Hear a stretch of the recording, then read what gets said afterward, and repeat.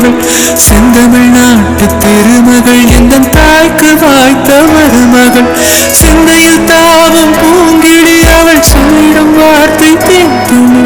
அஞ்சகம் போல இருப்பவள் குத்தும் அருவி போல சிரிப்பவள் மெல்லிய தாமரை காலெடுத்து நிறைய பழகும் பூந்தேறு